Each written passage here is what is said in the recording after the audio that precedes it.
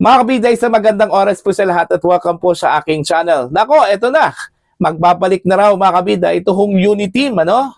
At ito po ay bubuuin po mga kabida ngayon para ho sa 2028 presidential elections po, ano? At ito po ang isinusulong po ngayon, ano po, ni dating Senador Antonio Trillanes IV, ano po, mga kabida. Pero this time, hindi na po kasali ito hong si Vice President Sara Duterte. Ang unity team ay pagsanipuan sa daw, ano, mga kabida, ng mga loyalista po ni Pangulong Ferdinand Bongbong Marcos, ano, at mga taga-suporta po mga kabida ni dating Vice President at ngayon po ay Naga City Mayor Leni Robredo kasama po ang kakampings po, ano, mga kabida. Okay? At ito po ay para talunin si Vice President Sara Duterte sa 2028 presidential elections, ano. Dapat lang po, ano? Kasi malaki-laking trabaho po 'yan, mga kabida, no? Yung goal na tatalunin po si VP Sara kasi ang hirap na talunin po ngayon, ano? Ito hong si VP Sara po, mga kabida, considering napakalawak na po yung kanya hong support base, ano? Established na po mga kabida. In fact, sa mga nagdaang mga surveys, malinaw po na front runner po ito hong si Vice President Sara Duterte, ano po, no? So kailangan hong kumayod itong kakampings at maging ito hong administration po, ano, mga kabida. At ang tanong kasi diyan, kung papayag ba ito hong si Naga City Mayor Leni Robredo, ano, na makipag-alyansa po, ano, sa Marcos administration. Yun din yung tanong, ano. At kung ang pag-uusapan po mga kabida is alliance para isulong po yung magiging standard bearer po, ano, ng administrasyon, most probably, baka doon po sila hindi ho magkakaintindihan dyan, ano, mga kabida. Kasi po, yung kakamping, may sariling kandidato po yan, ano. Hindi ho papayag yan, mga kabida, na susuporta na lang doon ho sa kandidato po ng administrasyon. Alright? Magkakaroon talaga yung madugong usapan yan, ano, mga kabida.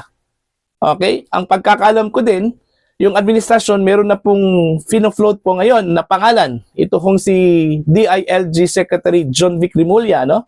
Mga kabida, na posibleng tatakbo bilang Pangulo po ng Pilipinas, ano? And sa kabilang kampo naman, matunog po ito hong si Senator Risa Hontiveros, ano? Mga kabida.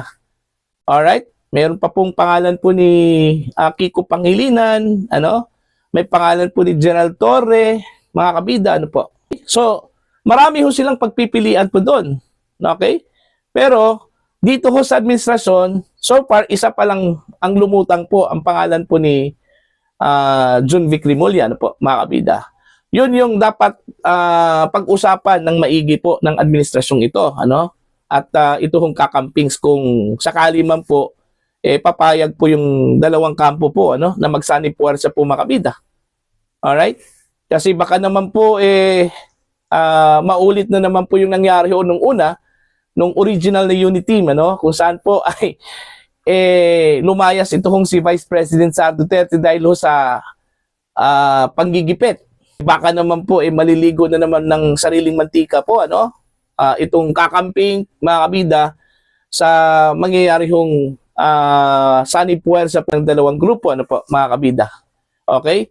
So, para sa akin personally, okay, parang mahirap po yun, ano? Kasi puro may mga ego ho, ito hong grupo ano? Kakampings at saka ito hong administrasyon Ayaw ho magpatalo po, ano? Mga kabida. Pero ang goal talaga nila dito, ano, is talunin po si VP Sara. Kasi alam po nila, mga kabida, mahihirapan po sila kung kanya-kanya po. Halimbawa, kakampings lang po, mga kabida, wala hong support mula sa administrasyon. At the same time, yung administrasyon din, walang support mula sa grupo po ng mga kakampings. Mahihirapan talaga silang talunin si VP Sara, no? Mga kabida, dahil, gaya na sinabi ko po, established na po yung support base, ano, ni VP Sara nationwide. At sa katunayan po, ano, yung resulta po ng mga surveys. Yun yung manifestation, ano, kumbaga indication po mga kabida na talagang solid po yung suporta po ni VP Sara po mga kabida, no, sa iba't ibang panig po ng Pilipinas. Ngayon si VP Sara ay umiikot na at ito pong kakampings, administrasyon, wala pa po, ano, mga kabida. So, medyo malayo yung agwat, ano. Kailangan talaga nilang magsikap, ano, mga kabida, ano. Kasi po, mahihirapan po sila talunin si VP Sara, ano. Kakainin po sila ni VP Sara po, mga kabida, no? Kung watak-watak po sila, ano po. Kasi hindi po pwedeng kakamping lang po, ano, ang lalaban po kay VP Sara. At the same time, hindi naman po pwede na ang administrasyon lang pong lalaban kay VP Sara, no, sa panguluhan sa 2028. Kailangan ho nilang magsanib puwersa. Otherwise, alright, so titingnan natin to, abangan po natin, okay, kung mabubuo ba itong unit team. Alright, kasi po, marami hong nagsasabi po, mga kabida, na parang hindi ho match itong dalawa. Alright, kasi baka ang ending dito, mga kabida, magkakalabuan daw ito, ano? At magkahiwalay din eventually, ano po, mga kabida. Kasi iba't ibang prinsipyo eh. Itong Pinklawan po, napaka-good yung projection sa kanila, ano po. 'Di ba? Anti-corruption. Ito naman pong administrasyon na puno po ng corruption, mga kabida, no? Hindi talaga match. Okay, itong dalawa. Kung pipilitin po nilang magsanib puwersa, baka naman po, bago po mag-eleksyon, magkawatak-watak po ito, ano, mga kabida. Alright? So, since si Trillanes po ang nagsusulong ho dito, ano, mga kabida, titingnan po natin kung kakagatin ba ito, mga kabida, ng mga taga-suporta po nila, no? Kasi may mga taga-suporta ng kakampings na ayaw ho sa Marcos administration, ano? At the same time, ayaw po ng mga Marcos supporters, some of them, doon ho sa mga kakampings, mga kabida. Alright? So, ang maigi po dyan is both camps should build, okay, their own force, ano? May sariling kandidato yung isa. So, tsaka pa sila mag-usap kung sino po ang mag-slide down. Alright? Pwede naman po siguro John Vic Remulla ang presidente at ang vice presidente ito kung si Senator Risa Ontiveros or vice versa po, ano? Mga kabida, depende po 'yon. Okay? Pero gaya ng sinabi ko po, pataasan po ito ng ihi. Okay? Pareho po sila, may mga ego, mga kabida.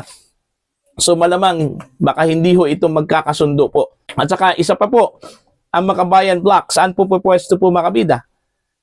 Ang Makabayan Block po ngayon, kontra na po, ano, sa Marcos administration.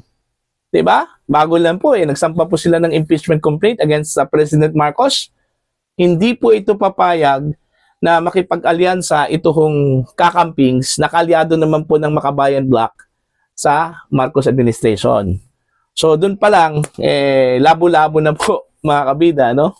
So wala talagang patutunguhan ito kung gusto ni Trillanes na unity team, ano, mga kabida. Ang ending po dito, talunan. Okay? Talunan talaga. At matatalo po sila ni Vice President Sara Duterte.